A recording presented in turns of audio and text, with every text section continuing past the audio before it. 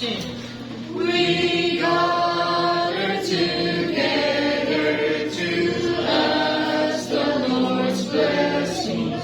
He chastened and hastened His will to make known.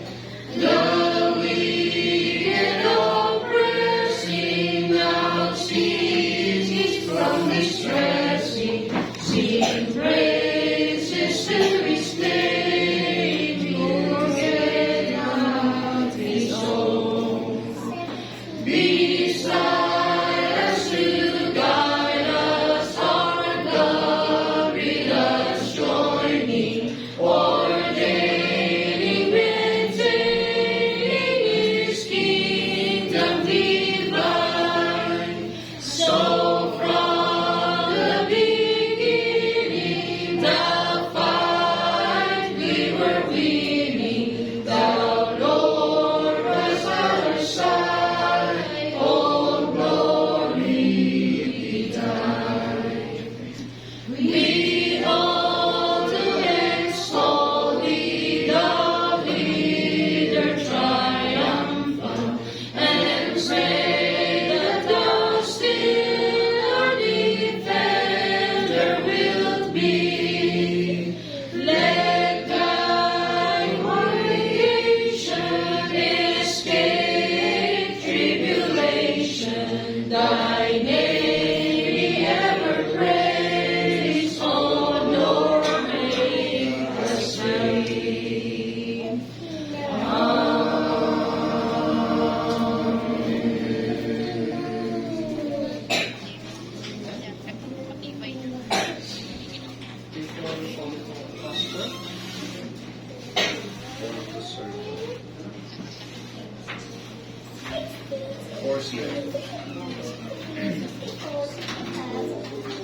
Please start hymn number 40. Hymn number 40. Born to serve the Lord.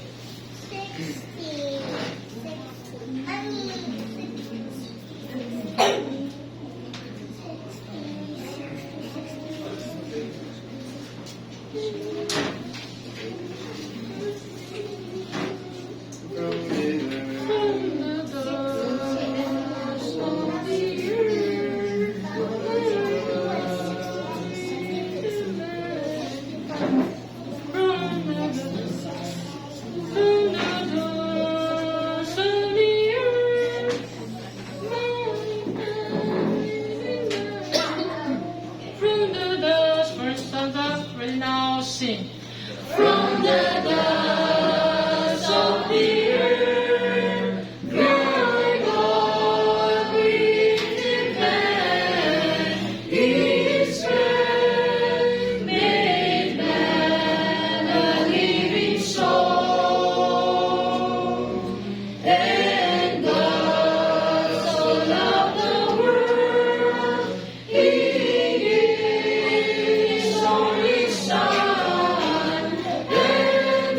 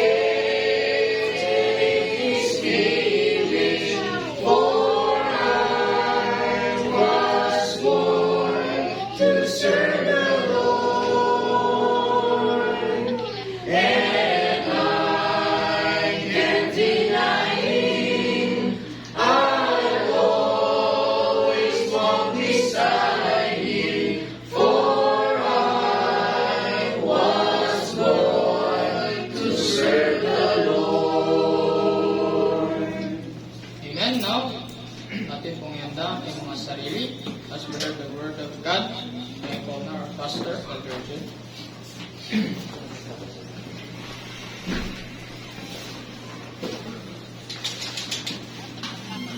Okay, good morning mga kapatid. This morning po ay meron tayong panauhin, no, with us. Si Sister Rebecca, no? Ay si Raquel pala. Tapos si Sir, anong name niyo po ulit, sir? Yasser, Pastor. Yeah. Yasser, Pastor. Yeah, sir. Yeah, second time ka na dito? Third? First pa lang, Pastor. First pa lang ba? Okay. So, then, nandito po sa kalagitnaan natin si Nanay. Ano pong name niya, Nay? Marina Rotao, Pastor, from Kalinga. First Okay. timer. First time po. Kalinga po kayo? Saan po kayo dito? Sa SAP din po kayo? Yes, Pastor. Okay. Umaming ko po yung sa Sergeant. Si... Sergeant Ananay. Okay po. Welcome po sa inyo at salamat po sa inyong pagdalo.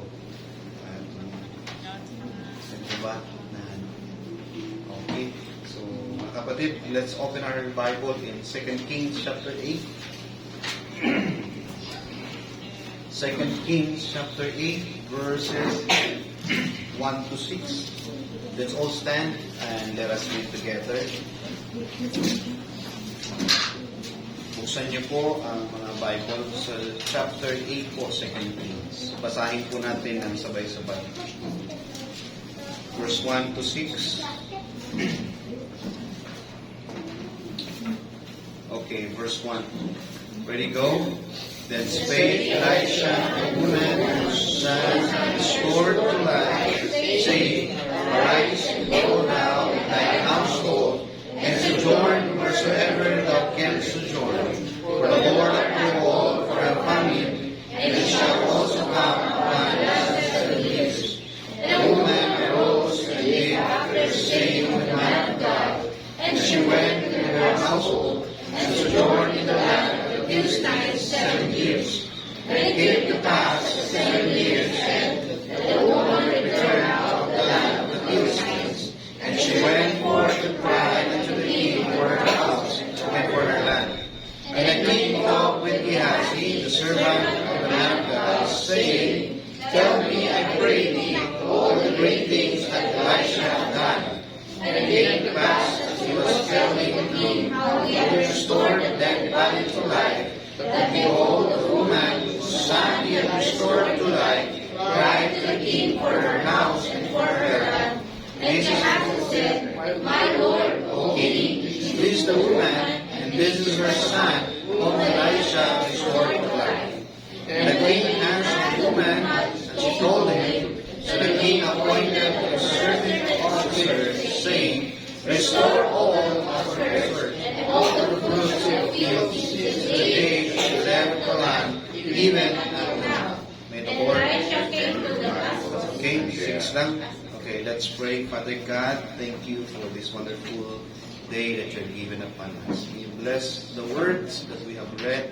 We pray for your guidance. We pray for your wisdom and understanding, Panginoon. Salamat po at humingi kami sa iyo ng paglilinis ng aming kalooban at isipan. Sa ganon, kami ay maging handa at kami ay magpagpalain ng iyong mga salita. Tanggapin mo ang aming kaus-pusong pagpupuri at pasalamat sa pangalan ni Jesus. Ako na tayo, mga kapatid. So, this story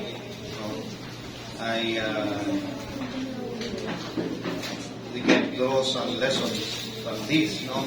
Makakuha tayo ng aral ko dito sa 6 verses na ito.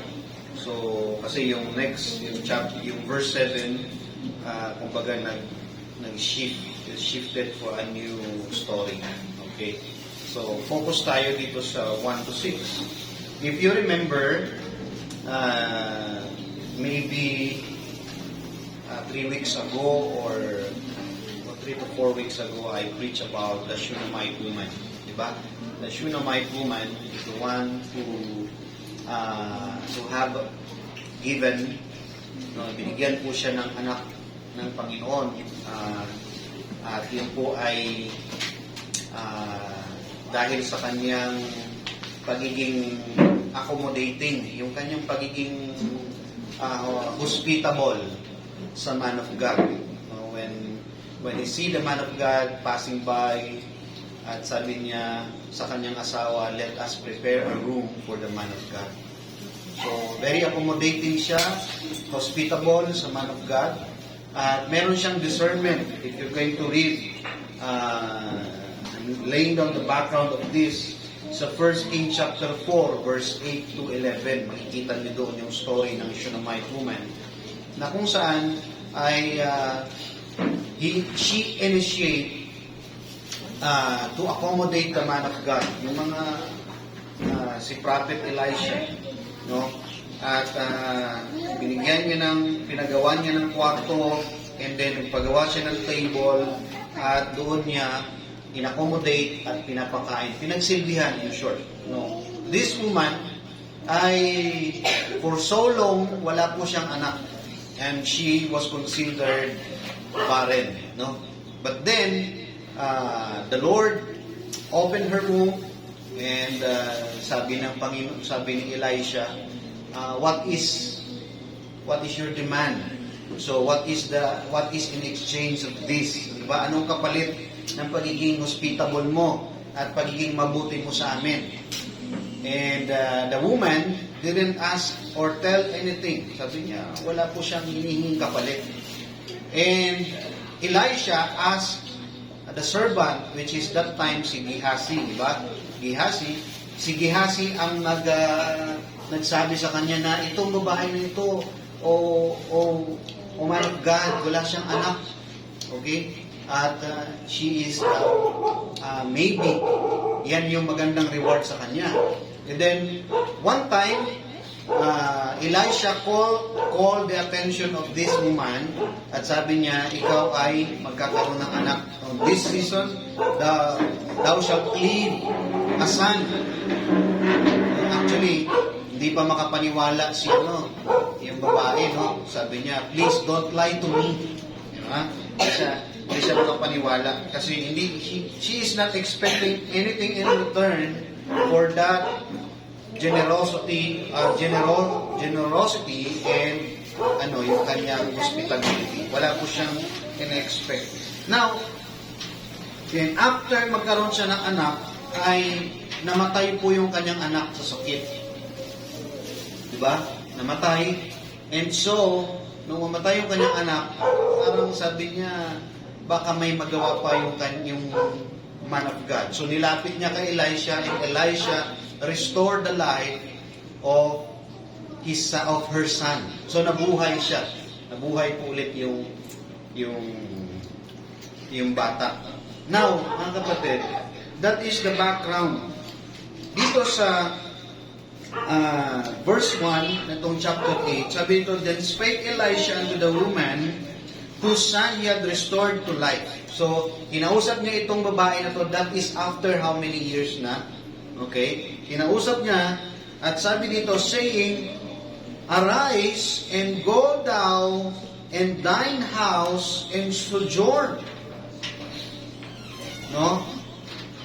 Wheresoever thou canst sojourn. Sabi niya, umalis kayo, di ba?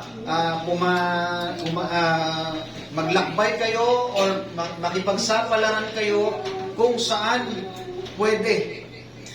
Anong reason?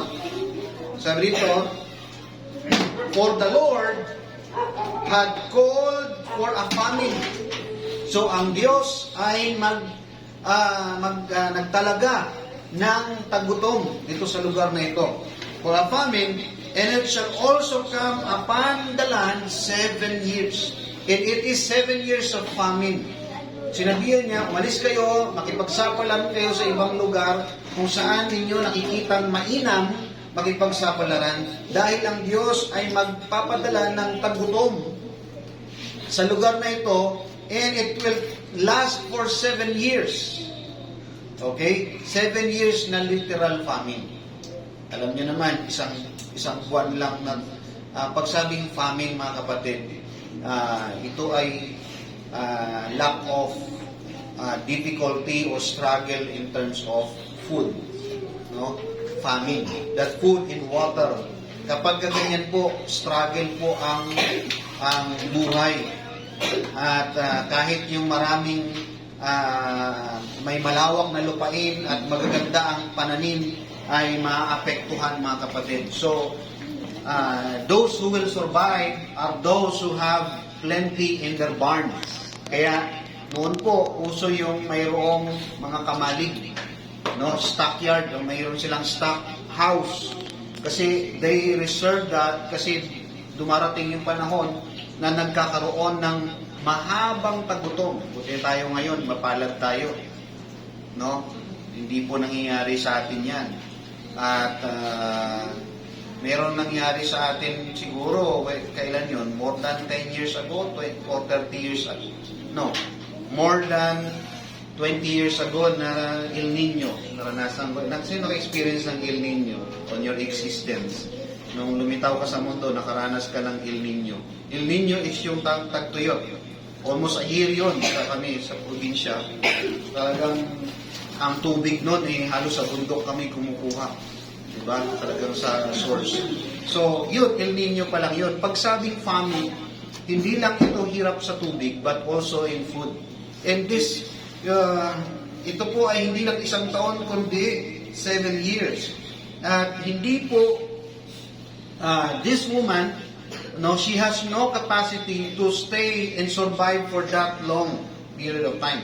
Wala po siyang kamalig, walang malaking ipon na pagkain. So, yan po ang payo ni Elisha sa kanya. And shall come upon the land 7 years. Verse 2, and the woman arose and did after the saying of the man of God. Walang duda, walang hesitation, nag-pack up agad sila, and then he went through. And she went with her household and sojourned in the land of the Philistines 7 years. In verse 3, and it came to pass at the 7 years end that the woman returned out of the land of the Philistines, and she went forth to cry unto the king for her house and for her land. So 7 years po siyang nawala sa kanilang lugar at pumunta siya sa Philistines. You know, this is common to Israelites during those difficult times. Kasi hindi lang yung Shunammite woman yung gumawa ng ganyan. Even, di ba, sila Ruth, nalala niyo yun? Si Naomi, pero hindi naman siya sa Philistines, kundi siya sa place ng Moab. Di ba, may similar na naglalakbay sila, na parang kumbaga sa panahon natin ngayon, nag-abroad sila. Okay? Nag-abroad. Nag-abroad siya ng 7 years, pero ang problem, pagbalik niya, wala na siyang lupa. Okay? Wala nang lupa, kumbaga, yung kanyang possession may be possessed by others or hindi niya na maaaring balikan. So, this is the situation of the woman. At sabi nito, and pumunta siya sa hari, and she went forth to cry unto the king for her house and for her land. In verse 4, and the king talked with Gehazi, the servant of the man of God, saying, tell me, I pray thee, all the great things that Elisha had done.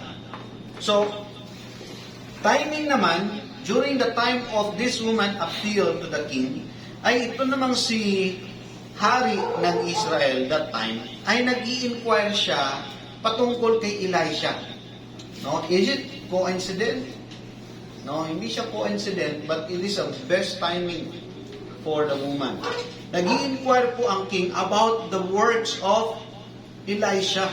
Sabi dito, at ang tinanungan niya ay si Gehazi, tell me, I pray thee, all the great things that Elisha had done. In verse 5, and it came to pass, as he was telling the king how he had restored a dead body to life, that behold, a woman whose son he had restored to life, and cried to the king for her house and for her land. And Gehazi said, My lord, O king, this is the woman, and this is her son, whom Elisha restored to life. So, kumbaga, nasa kanya yung best part during that time na ang king ay nagtatanong, bakit, ano ang mga ginawa ni Elisha?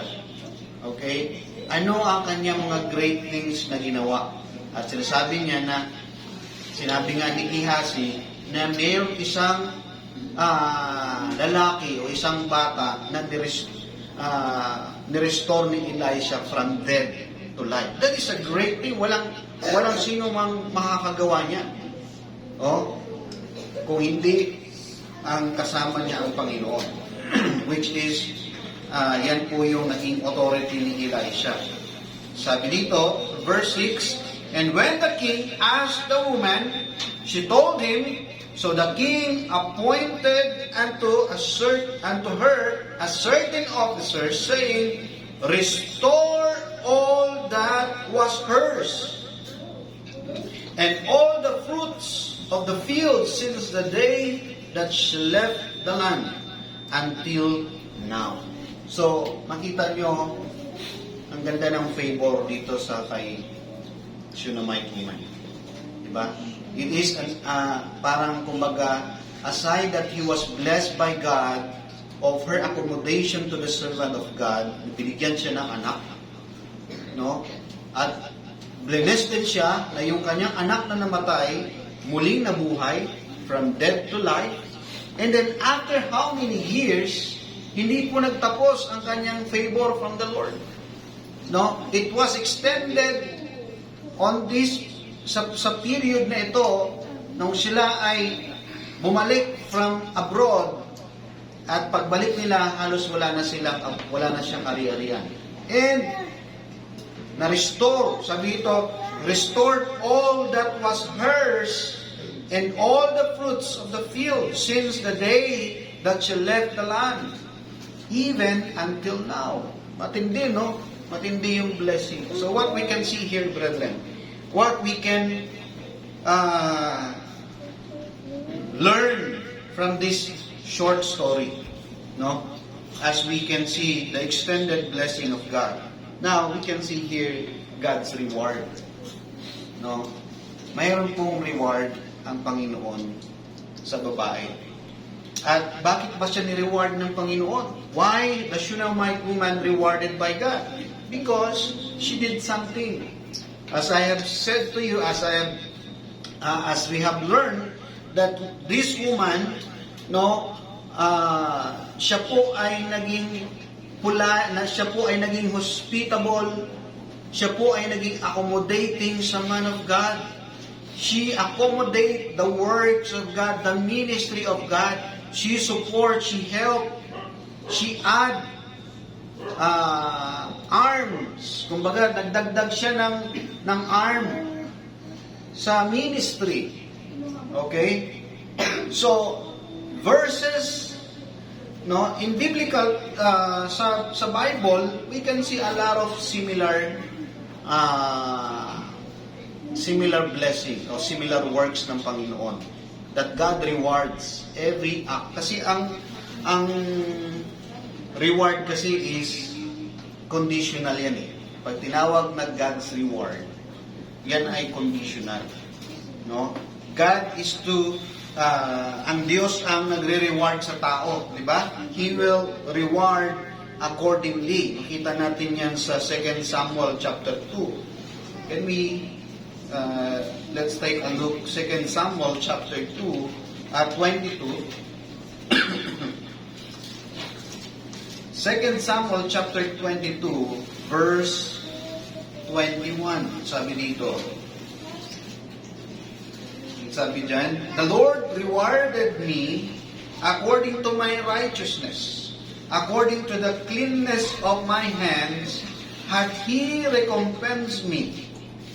Okay? So makita natin dito that God is a rewarder of man. And He reward man accordingly. So, mayroon pong basis ang Diyos sa pagre-reward. Iba yung blessing, kasi ang blessing is, blessing and reward is mostly similar. But then, ang reward kasi, this is like a compensation, no, of what you have done. Kaya reward is there is according. May basihan po ang pagre-reward ng Panginoon. And you can see that this woman, the Shunammite woman, was rewarded by God. Okay? At makikita natin the character of God as a rewarder of man. No? Here displays the character of God. Makikita natin sa maiksing storya na ito yung karakter ng Diyos. The God whom we serve is a rewarder accordingly. Pag sa Bible po, may dalawang klase ng reward na pinabanggit. Merong evil reward, no? At saka merong good reward. Now, even the wicked, God reward, sabi ng Panginoon eh. It is a principle of sowing what you reap. Di ba? Nandun din yung prinsipyo na yun because yung sowing and reaping, that is conditional eh. Okay? What you reap, what you sow is what you reap. Di ba? And so, it is applicable both to the good one and to the wicked. And God is the one who rendered, who gave this reward. Because we have seen, God is a rewarder. Eh, kaya nga dito sa 2 Samuel, verse 22-21, the Lord rewarded me. Diba? Ang Diyos ang nag-reward sa akin. Man can do such thing. Man copy God. Diba? Kinopya ng tao ang karakter ng Diyos. Sa pagre-reward, diba tayo rin, we do reward those who are deserved, we think deserve. Diba? Sa anak mo, ginagawa mo rin ba yung reward way? Kapag sila ay nakakagawa ng mabuti, you reward them, di ba? When you train dogs, when you train animals, reward is one of the best motivation for them to be trained, to be, para mapurso sila. Ganon din tayo eh. Tayo bilang tao, namo-motivate tayo when we receive reward from God.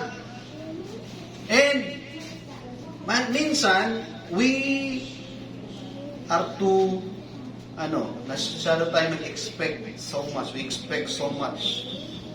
Gusto na lang natin, puro na reward, wala na yung effort. But if we are after of reward, it is based on your action. It is based on your performance.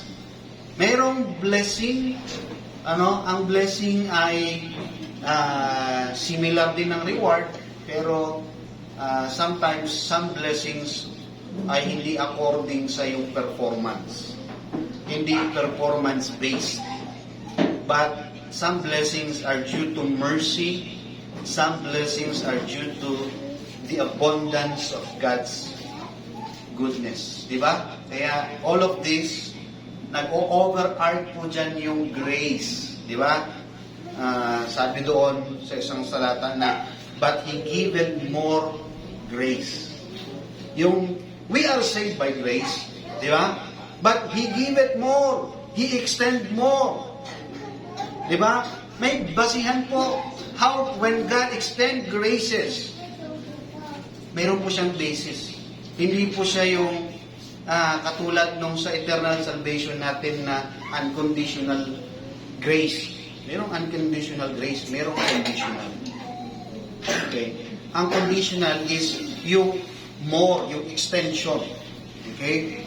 He giveth more grace, diba? Unto the humble. Now, mapapasadaan po natin yan. So we have seen the pattern, we have seen the character of God through the scriptures, that He is the rewarder of man, and He is the one who reward the Shunammite woman. No? Long ago, She was hospitable and accommodating to the man of God. She didn't know out of her mind that act towards the man of God, towards the ministry, towards the work of God, she has no idea that will extend God's reward even to the most sa pinaka maximize nito. Kasi nakita mo yung karakter din ng babae, no? Napaka-masunurin niya. When Elisha said, "Go out, sojourn, you and your household," wala siyang argument. Oh, Prophet Elisha, can we just stay here and let God provide us on that famine? Hindi siya nag-demand ng gano'n eh. How hassle it is to go there. Diba? Buong pamilya sila eh. Tapos, mga Philistines o mga kaaway, lalabas kami ng Israel. Alam natin during that time that mga Syrians are mainit sa kanila. If we go out, diba, last Sunday we talk about the 4 leprous men. Diba? Kasunod lang nito yun eh. And it's still fresh that there are a lot of people or countries or nations na galit sa kanila. But this woman, as the man of God says, it is the word of God. At makita mo, she didn't hesitate to take any hassle or inconvenience in her life just to follow the Lord. Bakit? Hindi naman inutusan ni Elisha lahat ng mga Israelites to go out. Only her. Why? Because God is using her testimony, her life, no, para ipakita yung favor ng Panginoon. Ipakita that God extend rewards. God rewards to those who are obedient. And God reward accordingly. So, as children of God, no, as God's people, makita natin, God is our rewarder. And we should show ourselves, no, obedient to His words. We have to show ourselves confidence sa Kanyang mga sinasabi, sa Kanyang salita. And as you can see, when God reward, He reward beyond your expectation. No, He reward exceedingly. Makita nyo, Genesis 15. Papakita lang natin yung mga marks o mga traces how God rewards. Paano ba siya nagre-reward sa tao? In Genesis 15 verse 1. Ano ba? Sabi dito, after these things, the word of the Lord came unto Abraham in a vision, saying, "Fear not, Abraham, I am thy shield, and thy exceeding great reward." Diba? Alam nyo, when we talk about reward, let us not just focus on tangible things. You know, sinasabi dito ng Panginoon kay Abraham, "I am thy exceeding great reward." What kind of rewards you ask for? What kind of blessings you after? Diba? Sometimes, nalulungkot tayo kasi wala tayong mga material na ganito. And if someone tell us, "Huwag ka na malungkot kapatid, nandiyan naman si Jesus Christ. Huwag ka na malungkot kapatid, nandiyan naman ng Panginoon." We don't appreciate that and we don't value, we don't see it as a great reward. That indeed, God is with us, Christ is with us. Hindi po yan talaga na-appreciate eh. Why? Because we are so close-minded and focused sa material reward. Diba? Yun ang ano natin eh, no? I hope I could have a good mansion. I could have a very luxurious cars o mga pleasures. For me, that is a great reward and not Christ. Di ba? Yan sabi nga ng Panginoon eh, what shall profit a man if he gain the whole world?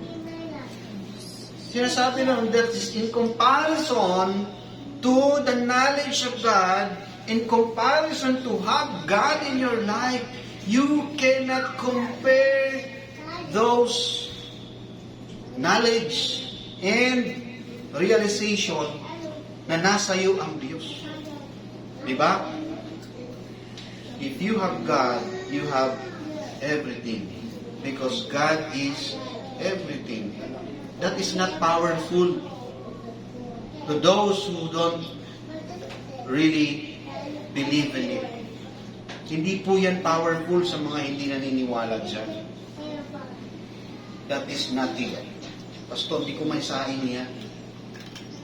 Diba? Hindi ko maisaing yan, Pastor. Hindi ko mapambayad ng utang yan, Pastor. Diba? Baon ako sa utang at kailangan ko ng pera. Hindi ko kailangan si Christ. Kailangan ko pera.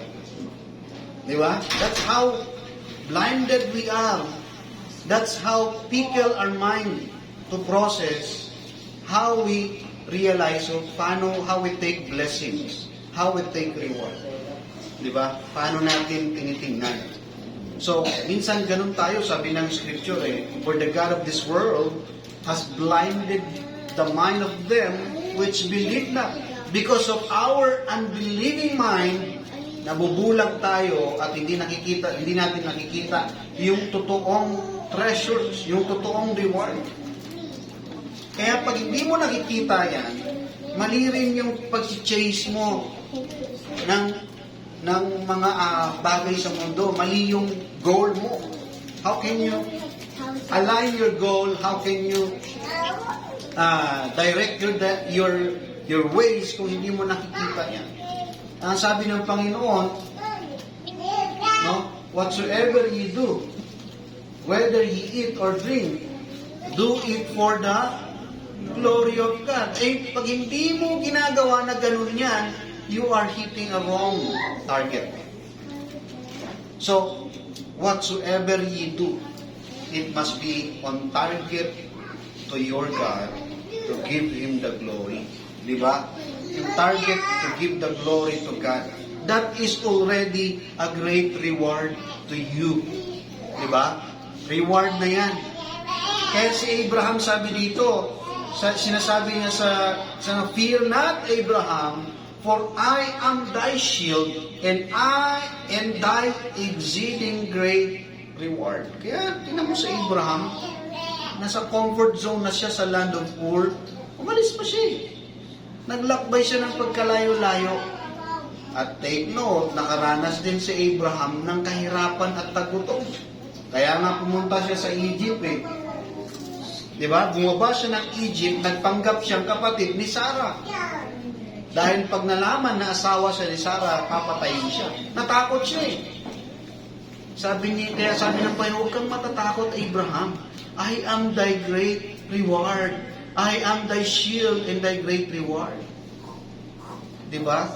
Sinusubok ng Panginoon yung ating pananampalataya at pagtitiwala sa Kanya. That we may earn, that we may have His reward. Conditional yan Hindi ito unconditional na babagsak na lang sa atin na wala tayong gagawin. Okay? Sino matutuwa mag-reward sa isang taong walang ginagawa? Diba? Kapag ang isang tao walang ginagawa at nagkaroon ng blessing, diba? Ang tawag doon, mercy. Diba? Nahabag sa'yo. Pero yung reward, sulit yun pag dumating sa'yo. Ang kaibahan ng ang Diyos kasi, pag nag-reward siya, exceed doon sa inaasam natin at doon sa inaasahan. So, reward is conditional, katulad po ng temporal salvation. Temporal salvations fall in the same category. Ang eternal salvation is unconditional. It is by grace. We are saved by grace. Ephesians 2 verse 8. Unconditional yan. Ito po yung hindi nakikita ng ibang mga nagtuturo. They don't have the truth division of temporal salvation. Kaya pag nagbasa sila ng Bible, puro eternal. Pag nakita nila yung save, salvation, puro eternal. That's why, nami-mix up nila yung eternal at saka temporal. No? Reward is considered as conditional, katulad ng temporal salvation. Di ba? In James chapter 4, verse 6 to 10, makita natin doon how the Lord express or how the Lord show reward. Di ba? Sabi doon, but He giveth more grace. Di ba? Punta natin yung James. Maganda yung sinasabi sa James eh. James chapter 4. Okay? James chapter 4.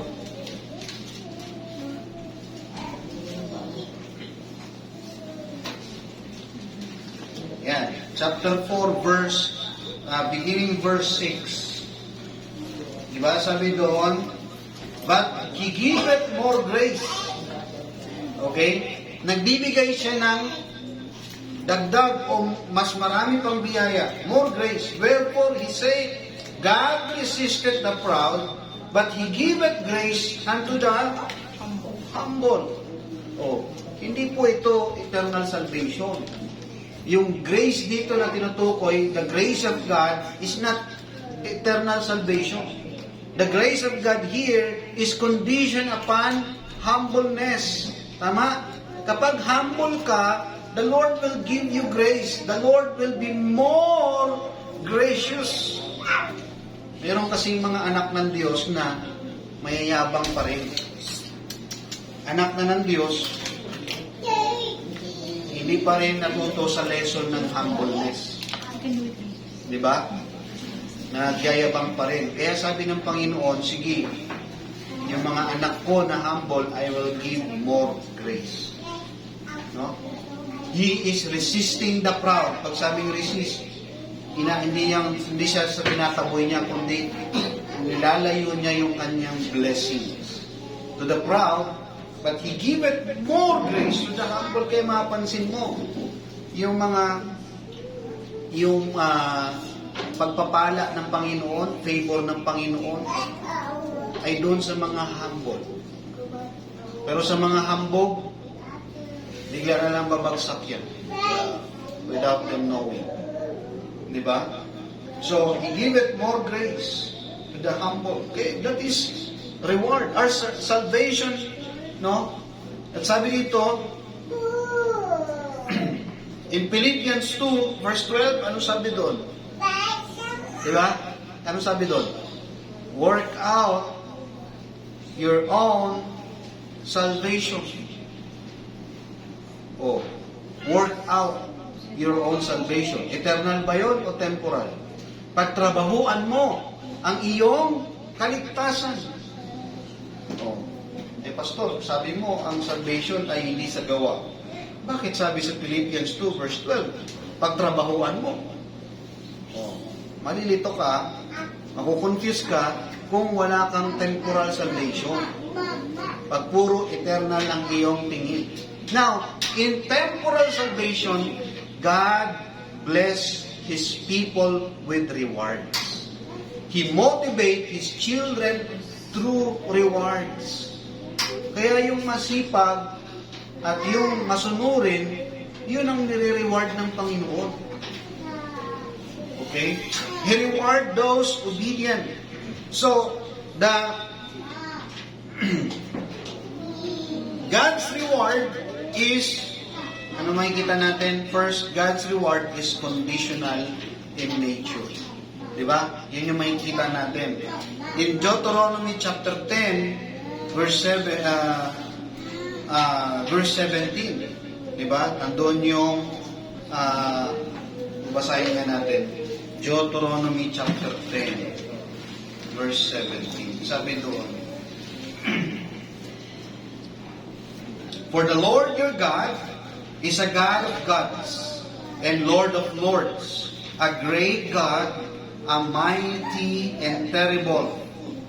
which regardeth not the person, nor taketh reward. So, ang Diyos natin ay great God, hindi siya nasusuhulan. Diba? He didn't take reward from man, but He do rewards. Diba? Kasi yan ang binabanggit sa 2 Samuel. Siya yung nagre-reward. Yan ang maganda sa Diyos natin.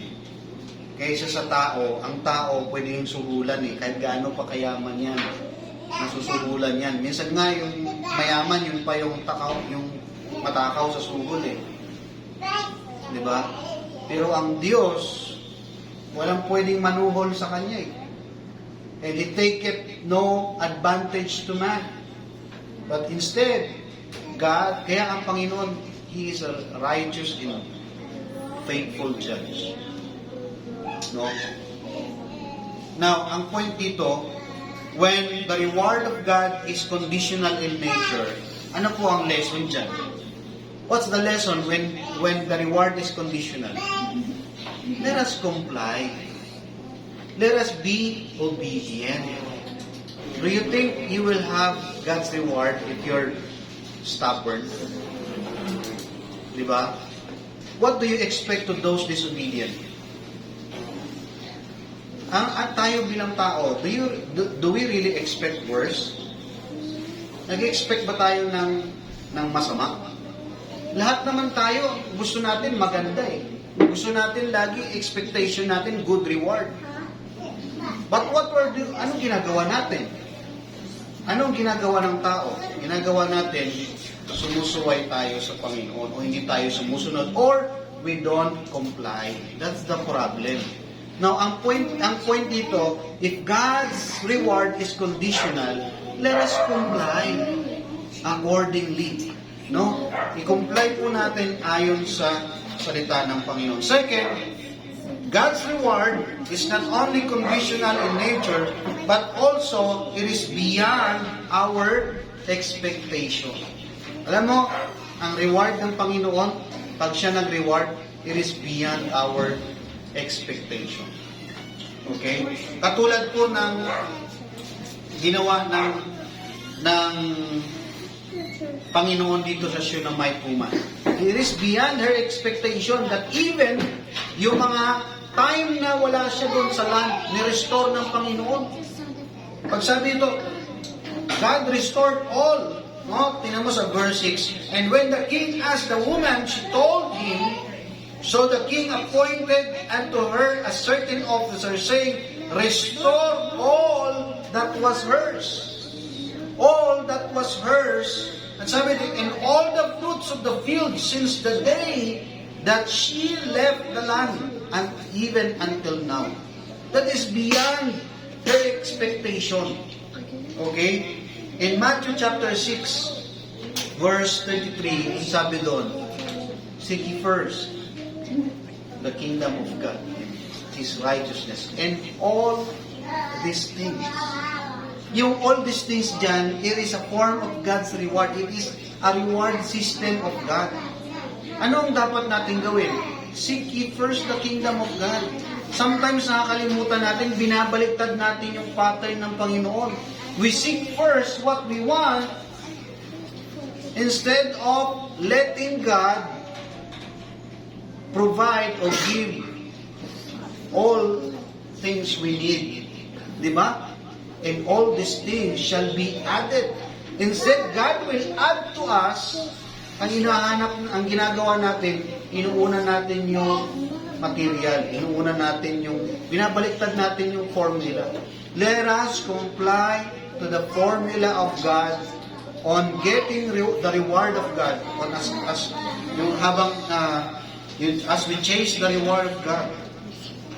Okay? And you will experience beyond expectation. Last, the reward of God is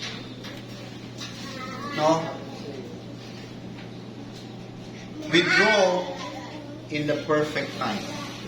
Now we withdraw ito, it will be withdrawn by God Himself in its perfect time. Minsan akala natin yung ginawa natin na para sa Panginoon, wala lang.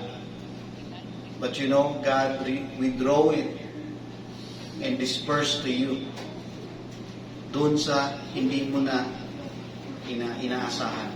But doon sa pinaka need the most.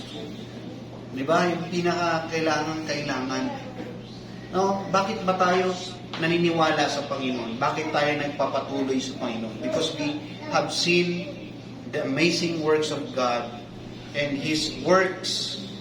Hindi mo talaga ma-predict, hindi mo masukat. At yung ginagawa niya sa buhay natin, grabe. Di ba? Masasabi mo lang, wow and amazing. Because sa Panginoon, everything is perfect. Kaya minsan, yung pagiging impatient natin, ang pagiging presumptuous natin, diyan tayo dinidil ng Panginoon through circumstances. Kasi minsan, impatient tayo eh. Gusto natin, agad, i-claim natin, hindi nga mature, hindi pa dapat. Diba? Parang pag yung principle ng savings, diba, nag-iipon ka, na-work out yung patience mo dyan. Patience, discipline. Sa Panginoon, ganun din eh. When we do something for God, tinuturuan din tayo dyan ng patience, tinuturuan din tayo ng discipline. Minsan naiinip tayo, Panginoon, pwede ba? Ilang beses na ako nagsimba, Panginoon, baka namang bigay mo na yung gusto ko. Di ba? I-reward mo na ako, Lord, ganito, ganyan. Parang, Panginoon, isang buwan na ako nagsimba, wala pa rin nangyayari, Lord. No? Sinisingil agad natin ng Panginoon. In our obedience, in our, or sabihin natin, faithfulness or compliance, whatsoever. Let us just wait. God withdraw its blessing or His reward in His own terms and ways. Di ba? Kaya ako pa rin why? Because pag dumating yan, perfect. Tingnan mo sa Shunammite woman. Swak na swak sa kanyang sitwasyon. Di ba? Walang-wala eh. Pero nagulat siya na walang nawala sa 7 years niya. In fact, restore all. You know? Sometimes yun yung sa atin, inisip natin na wala na.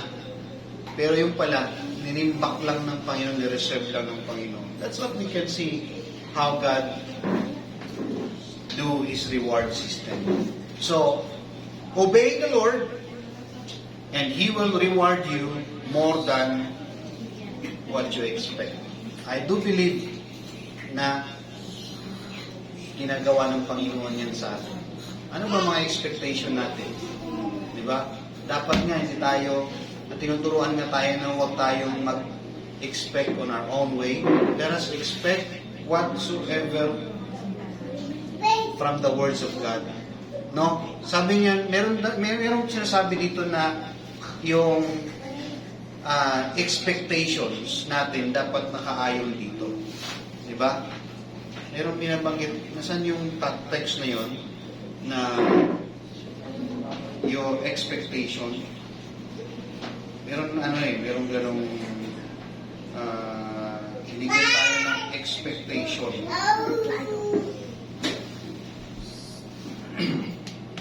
Yan.